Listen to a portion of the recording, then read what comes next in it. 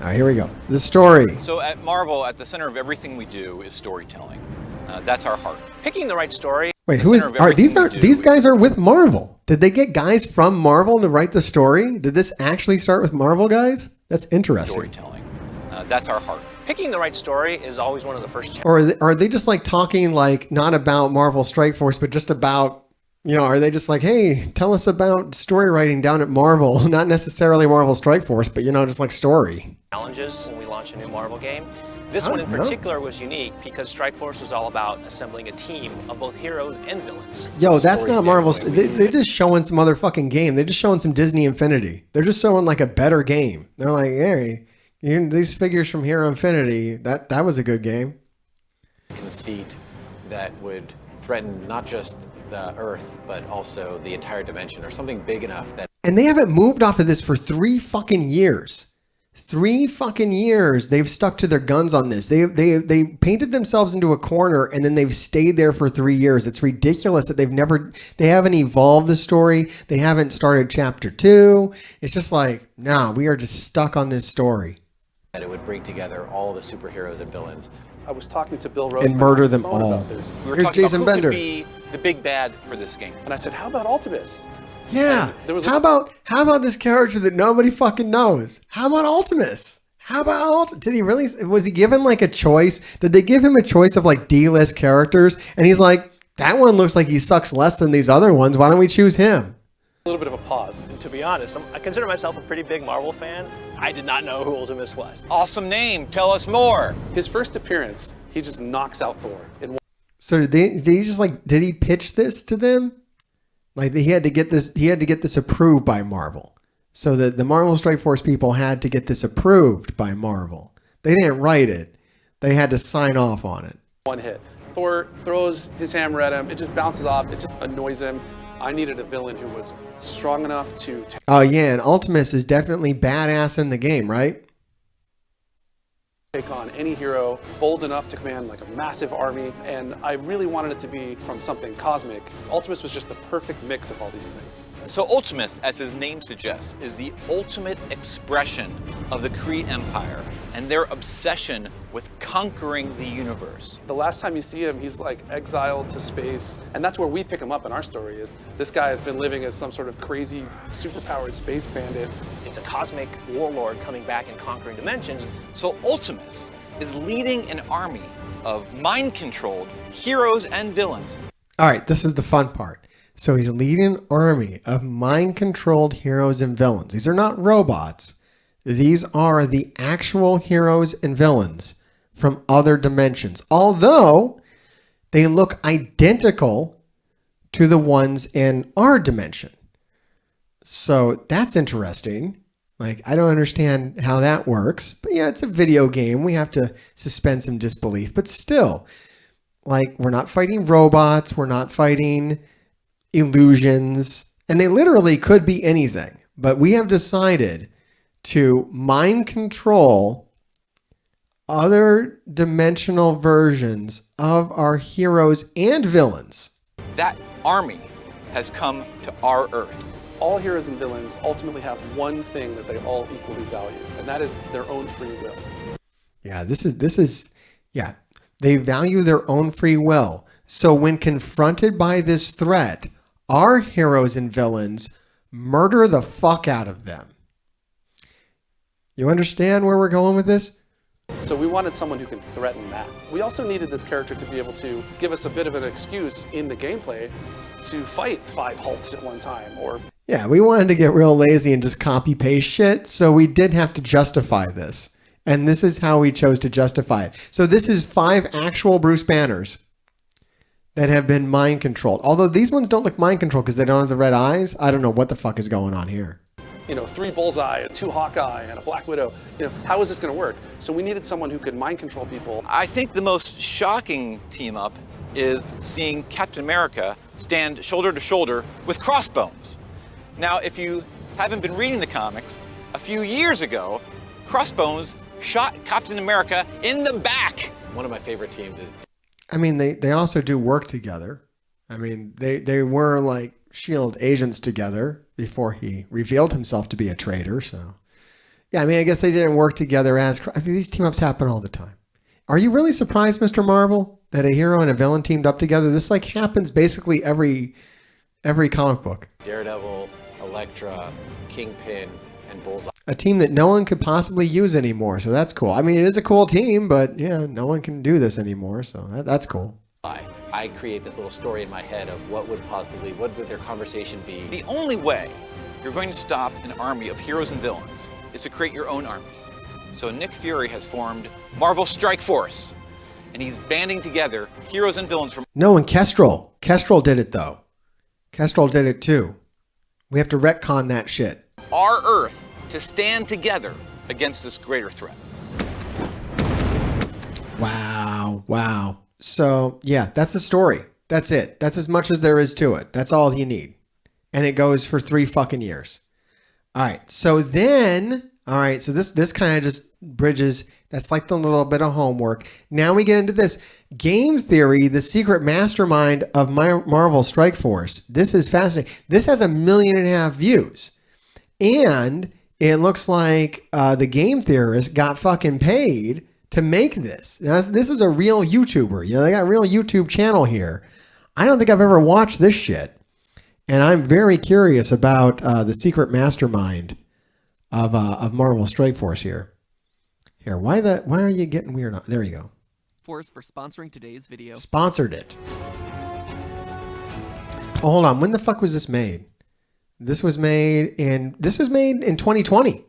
So this is fairly new. I don't know how I missed this. This missed my radar entirely. I never saw this. So I'm fascinated. I don't know what the fuck is going on here.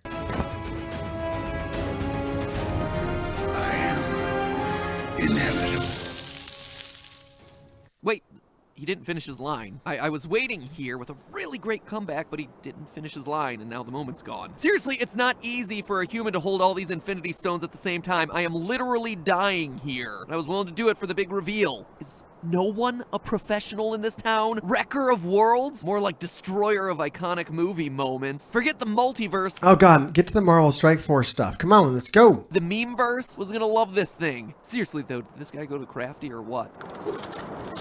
He did not know what the fuck was going on. I don't think he knew about this game at all or desired to make this video. He's just like, I need to cash this paycheck. Let me do some editing. Talk about some Marvel shit. Effects department got a little bit too over-eager with their particulate effects. Why is he gone now? And I am Ultimus. What, there's a blue one now? And he's bigger? And he stole my line! My agent is gonna be hearing about this. Thank you, Ultimus. Thank you for that. I do appreciate that as a lover of fine YouTube, for you taking care of that problem. So there you go, guys. Ultimus is actually kind of awesome. So he does cool shit sometimes. Always thought he talked too much.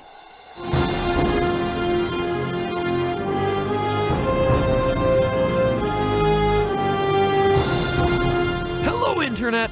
Welcome to Game Theory, covering games both big and small. Today we're diving deep into one of the biggest games stuffed into a phone yet, Marvel Strike Force. Now, I wonder if this is what caused some of that boom that we had in 2020 when they got their brand out here on an actual YouTuber. If there was ever a game to prove that big things can come in small packages, well, this one is it, my friends. Strike Force is an official Marvel mobile game operating at not just the universal scale, but at the multiversal scale. Thanos snapping away half of life in the universe? Big whoop. Forget that shriveled up raisin, we got ourselves Ultimus, the big bad blueberry out to take down the entire Marvel multiverse. And in Strike Force, it's up to you to assemble your own squad of Marvel's biggest heroes and villains to stop him. At last count, I think there's like 124. He went on MSF GG. He didn't even go in game. He's like, fuck this. I'm just going to go to MSF GG. Here they are. Here they are. different characters to choose from, including some familiar faces that haven't even appeared in the MCU yet, like the Fantastic Four and X-Men. So eat your heart out, Endgame. This is the most ambitious crossover of all time. But outside of the strategy components of concocting the ideal... He didn't play this game once, man. He just pulled some fucking footage off the internet. He's like, fuck this, man. I need to cash this paycheck. Team structure and figuring out how to best use their abilities in what can sometimes be very long, challenging battles, what most surprised me was the amount of plot that's See, content creators, you could learn something right here. This man's making mad bank off of YouTube, and he's never played Marvel Strike Force. He makes videos. He made a video about Marvel Strike Force. It's probably made more money than you've made all year. And he didn't even play it. He didn't buy any offers. He didn't unlock anything for any cores. I'm telling you, man, this is how you do it. This is how you get it done. He got paid by Scopely to do it too. He didn't even make this on his own accord. They had to come to him and be like, please, please make this video. Here is money. And God knows how much they actually paid him. Actually put into this mobile game, mission by mission. See, I would do this. I won't be your envoy, but if you want to come to me and pay me good fucking money to come out here and make a 15-minute bullshit video, yeah, I'd have to be in a position, of course, where I could get 1 million views, but I would do that. If Mr. Hargrave is getting 1 million views, I would do this shit in a fucking heartbeat. This is fine. It tells the story of Nick Fury's newest team, Strike. And since you know that man loves his act, are we gonna talk about Kestrel? Is this how we revealed Kestrel? I don't even remember. It might be. She is the secret mastermind of Marvel Strike Force, right? acronyms more than he loves cats and eye patches, you know that those letters are gonna stand for something. Strike in this case stands for Special Tactical Reserve for interdimensional key events. Not to be confused with the strike that's appeared in the movies, the Special Tactical Reserve for international key emergencies. Now, if that sounds familiar, well, it should. Those guys were in Captain America: The Winter Soldier and Avengers Endgame. Well, that's like a different dimension. So this is in this dimension that we're in. It's that. As the undercover, we'll kill these ones. When the characters from the MCU invade we'll fucking murder them. We won't try to solve the mind control thing. No, we will just fucking murder them. See, that's the problem I have with the story, is that you have some of the smartest heroes that are being confronted by, and sure, you're going to murder them for the first few years. Okay, you're just going to murder these other versions, these who were doing hero shit until Ultimus came along and mind controlled them, brought them to our dimension. But then after a couple of years, you'd be like, you know, we just murder Bullseye every time we murder Daredevil. Every time he shows up, we just murder Daredevil like 3 times a day. Maybe we should work out a way to like unmind control them and have them maybe work for us or maybe bring them back to their timelines, like restore the fucking universe to the way it was before Ultimus fucked everything up. Even after we beat Ultimus, we just still fight mind-controlled versions. Like, do we ever move past this? Or is that just what we're doing until the end of time? Cover Hydra agents. So, important distinction to make here early on in the video: Marvel Strike Force equals good guys, MCU Strike Force equals undercover Nazis. Anyway, I'm pretty sure the Marvel Strike Force is dubious at best. As I said, they are murdering actual heroes on the regular. On the regular, they are murdering. And don't tell me they're not murdering. I know maybe some people are getting knocked out by, like, Luke Cage. But some of these people are straight getting murdered by War Machine. The event that Strike has to deal with in the game is the threat of Ultimus. Ultimus is a Kree warlord and Eternal, wink wink for the new movie, who basically played Smash Brothers one too many times and started thinking, hey, brainwashing the good guys to do my bidding is a pretty good evil plan. And so he set off across the multiverse to collect the... Is he going to pick up on this? I hope he picks up on this like I've picked up on this. I hope he digs into the fun part of this. I think the secret mastermind's Fury. He figured out how to kill all these fucking heroes. Free will of every character that you know and love and shove them into red orbs. He's kind of like the Ash Ketchum of the Marvel multiverse. In the game, we're on Nexus Earth, the center of the multiverse, which, if it falls, gives Ultimus a gateway to all the other universes. And here's where things get weird. You see, to stop him, Nick Fury hands complete control of Strike over to you. You, the player, are simply known as Commander. Heck, you're not even asked your name game until you level up a bit. And yet nobody so much as questions your absolute authority. We're talking Spider-Man, Kingpin, Punisher, Nick Fury himself. These are people who do not like to play nice, and yet they just kind of accept you as protector of the multiverse. And so that got me thinking a little bit, who are we? Like, obviously we're the player, but who in this canon has the power to boss around everyone from Nick Fury to Kingpin with no questions asked in such a high stake? Yeah, straight murder. Just you're just like, I'm just gonna murder heroes today. And they're like, cool, that's cool. I'm Spider-Man. I'm going to off other Spider-Men. Cool. I will have no moral problems with that. Scenario. The likelihood of you just being a nameless higher-up leading a command seems highly unlikely considering how robust the Marvel fictional universe is. So then, what character do we play here? Who is the all-powerful commander that we're in charge of in the face of Earth's new greatest threat? Kestrel, well, of course. Be prepared to be shocked. It's a name that you're all going to recognize, but never in a context like this one. And remember, since this is just a theory, my personal theory. These are my personal findings and do not reflect the opinions of Marvel or Fox Next, the game's maker. They wanted me to include that because apparently they're not all that confident in my conclusions. Knowing that we were a commander of some kind, I started... We hadn't gone over to Scopely yet. We're still Fox Next. In the most obvious place. Scopely doesn't have fun like this. They just take the money from you. They never give it to anyone else. Looking at all the characters from the comics universe with Commander in their title. Commander A, Commander America, Commander Kraken, and Commander Cypher. And oh shit, it's Commander Kraken. It's definitely Commander Kraken. Yo, I know a few Commander Krakens. That's the real deal right there. I figured it out. It's Commander Kraken. Hargrave's actually a secret Kraken, if you didn't know. It's true. All of them washed out pretty darn quickly. Commander Kraken was pretty easy to discount considering he's dead. Well, most likely. He's been shot, confirmed dead in the underworld, and has also been killed off again in he's ironic around. twist by his namesake, the Kraken. Which honestly is too bad because this guy is a pirate with a rocket peg leg and a laser cutlass. Regardless, any way you slice it, this guy is just not going to be commanding a whole lot of respect from Earth's greatest heroes and villains. Plus, he isn't quite fit for space. He is purely a seaman first and foremost. Our second candidate, Commander Cypher, only appeared in 4 comics as part of the limited Sabretooth and Mystique series. She's a key leader of AIM, an organization of scientists dedicated to overthrow of governments by... This guy knows so much more about comics than the people that work for Scopely. It's crazy. It's actually fucking crazy.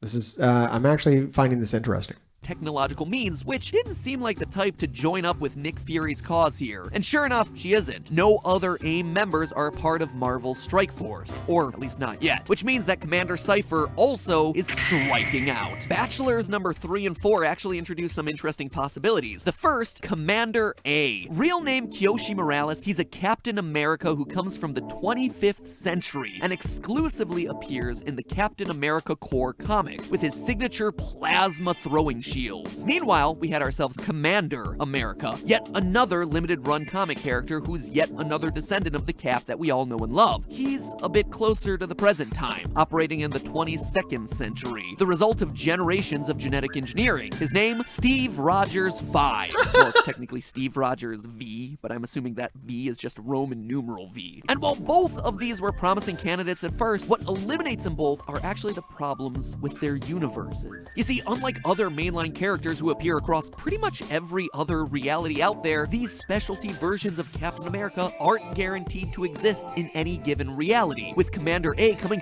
I like this that he is trying to figure this is like me trying to figure out Deathpool, which my family's sick of, by the way, because I just keep on going. I keep going on about it. Does anyone here know, is Deathpool canonical? Because I know Kestrel, they made a big deal about Kestrel being canonical.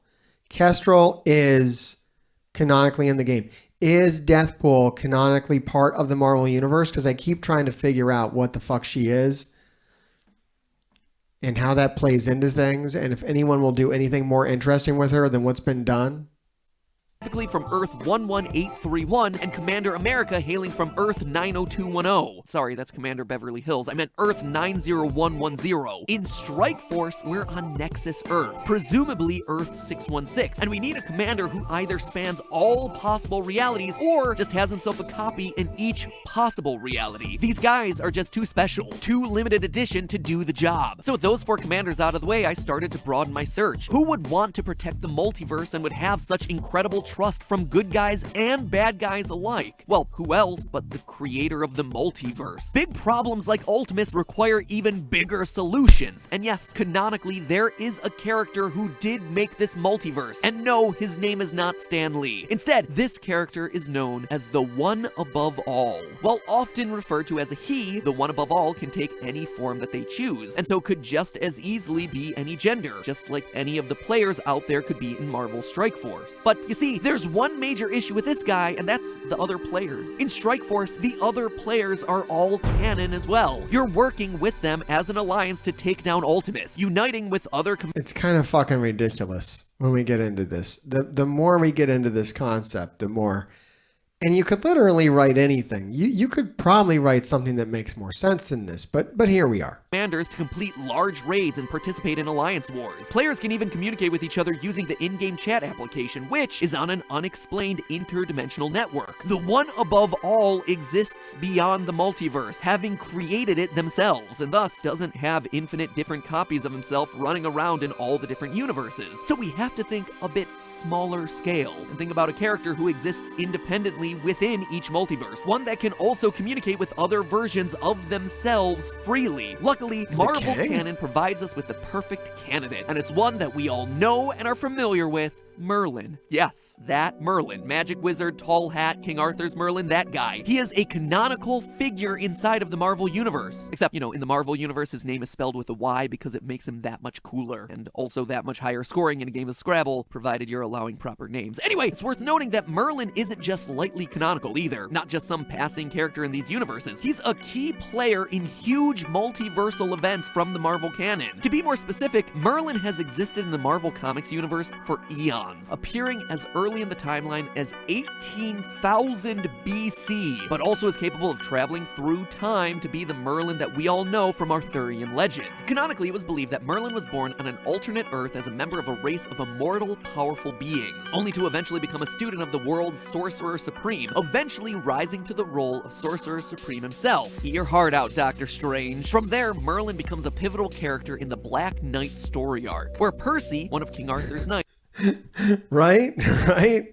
He's really put in the fucking work to figure out who I think he did more than Google, because he knows about the in-game chat network and what it represents. Maybe that was a talking point given to him. I don't fucking know, but he really delved into this shit. Like, oh my fucking God. And now I know I'm Merlin, motherfucker. So that's kind of cool.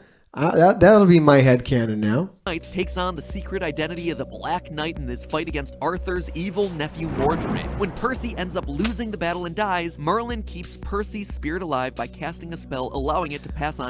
If Black Knight ever comes to the game, we can confirm or deny this then, because Black Knight should inherently know us if we're Merlin. Maybe I'll have to pay attention to that. Will they hold this storyline, or did this knowledge die with Fox Next? Who knows?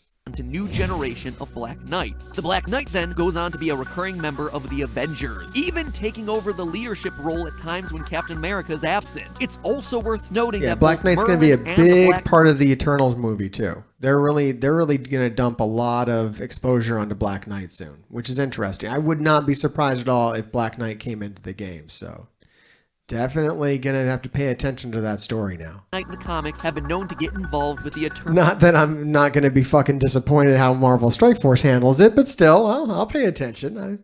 I'm listening.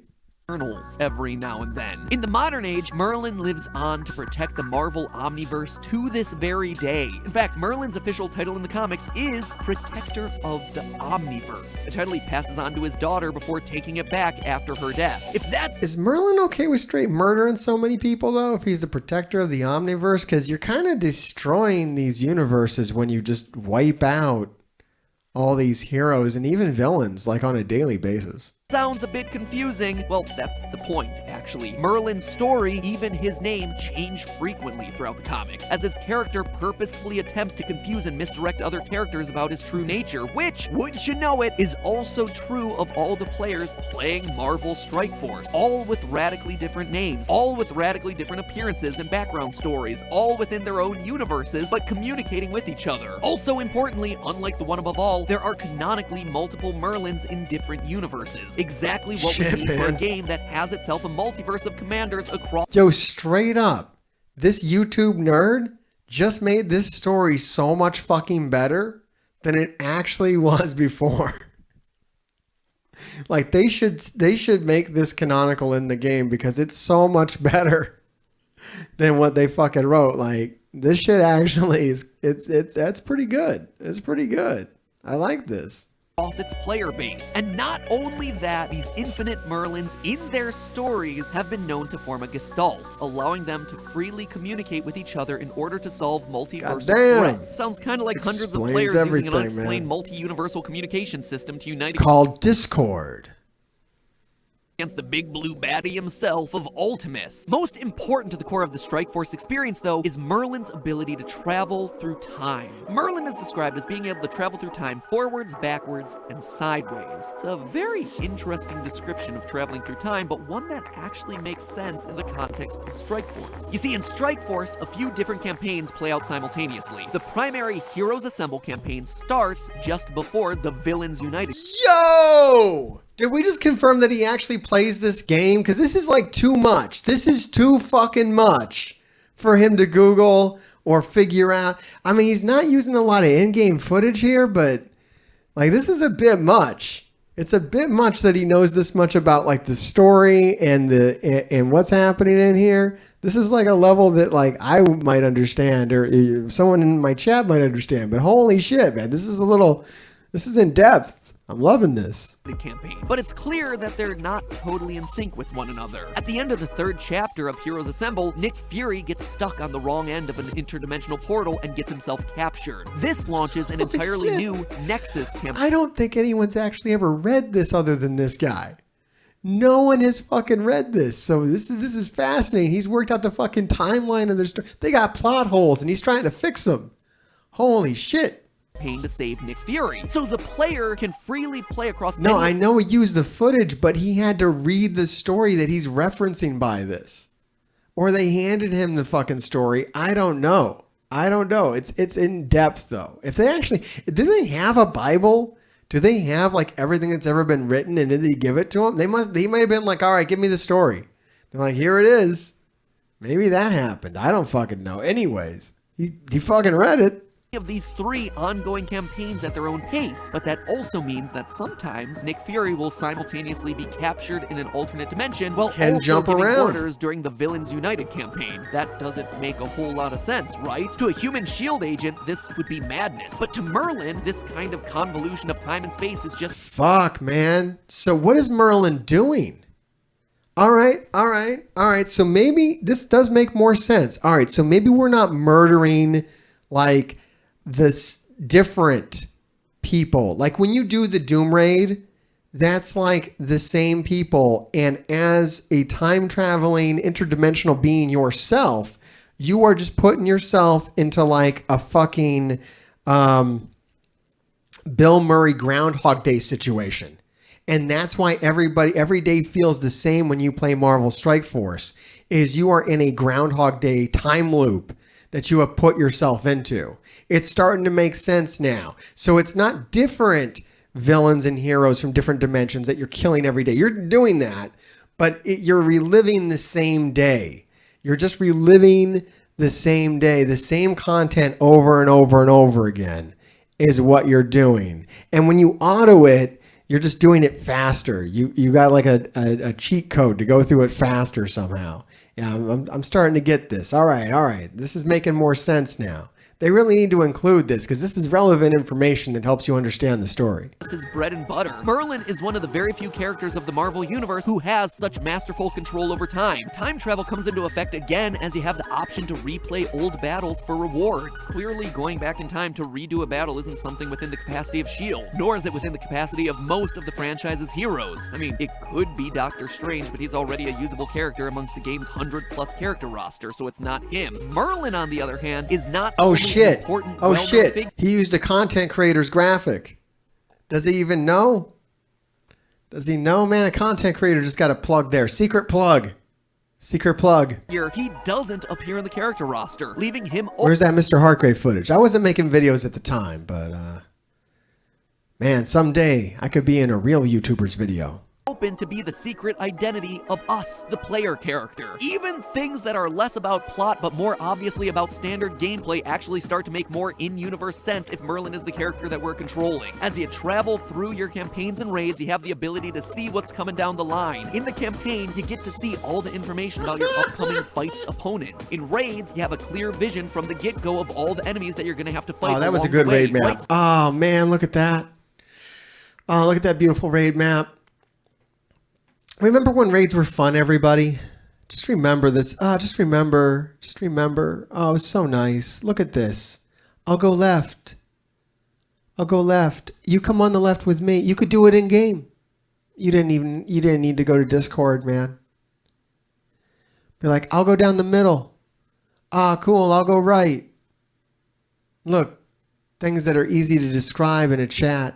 No need for Discord or maps or assholery. Man, this was when raids were good. I'm telling you, people, if you don't like raids, you just don't remember how good they used to be. How fucking easy it used to be to go do one. This is so good. This was so nice. I'm telling you, they got to bring back this. This real easy. I'll go left, you go right, you go down the middle. Fuck, man. Yeah, you didn't even need a full. Well, that's the thing. Your full alliance couldn't even participate in the raid. They expected you to only have 8 people in your alliance. They expect only 8 people could join this, I think. And so the fact that you could have 24 meant the other guys were just like buffers. They were just there in case somebody fucked up or it was late. You could run 2 raids a day. You could run 2 fucking raids a day. And you could say, hey, I already ran my raid today. You can do this one. That's what it used to be. You didn't have to do any of that. This shit was so player friendly. It was ridiculous. It was ridiculous. I was active, so I ran every raid because nobody else was. It was always like, we need an extra guy. Well, fuck, I already did a raid today, but I'll go again. Great, Mr. Hartgrave, go. So you could be like a hero and help people out. You could hang back. And there used to be like more player agency in raids. Raids used to be very friendly to the player. Now it's 24 people that need perfect execution every time, every day. And you need to turn in maximum keys. These didn't cost all your keys. These only cost like 8,000 keys. So you could run multiple raids to get everybody in. You know, you'd have to run multiple raids to let everybody join. Ridiculous. Down to their power rating. Used to be fun, everybody. How strong they are. That is non-trivial information, as you can decide what paths to go down based on what enemies your team is more likely to be taking down. And wouldn't you know it, Merlin, in addition to being a multiversal being with time travel abilities, also happens to be gifted with foresight. He's able to look into the future and get the details that no one else is gonna have. In the end, it is so obvious to me, and to you I'm sure, that I have overthought this game. This is my own personal headcanon, and honestly, there's a lot of Man, like, I've played this game for 3 years, and I think you've overthought this game. As a person who routinely overthinks this game. But I appreciate it, sir. I have a new appreciation for this man. Thank you. You've helped me out. Now I kind of know what I'm looking at better. I'm going to go with this myself. This is a great theory. Evidence to back it up. In the end, there's not really one key element that lets you know that you're Merlin, but instead, it's a series of hints and clues that can only align to one character. One. Yes, the bad writing has cornered us into a spot where it can only be one character that they could fuck up at any moment. At any moment, they could put Merlin in the game. They could have Black Knight fuck it up. They could screw it up at any time. I really hope that they don't screw this up, because this is a great theory. Across the hundreds of characters that have appeared in the Marvel franchise over the decades, the multiversal nature of the Commander character limits our selection massively from the get-go. But once you also factor in the natural cross-universal communication systems, the time travel, the foresight not already appearing in the roster of playable characters in this game, only Merlin checks all of those boxes. As the protector of the Omniverse, Merlin is exactly the person to call when when a threat like Ultimus shows up trying to take it all over. He's capable of commanding the respect of both heroes and villains, while being one of the only characters in the Marvel system to get away with giving orders to Nick Fury himself. But Merlin is also limited. He's not some godlike entity that can change the nature of the game itself, but he's a player in it. His enigmatic nature makes him a perfect chameleon who could be represented by any one of us playing the game. And he's been known to pass on the Protector of the Omniverse title to others, like his own daughter. But today, it looks as though he's passed on the power to us, trading in a magic wand for a magic smartphone. Fingers crossed that we don't let At this point, he's just rubbing it in. He's just doing a victory lap. He's like, I'm right, motherfuckers. I got this. I got this shit.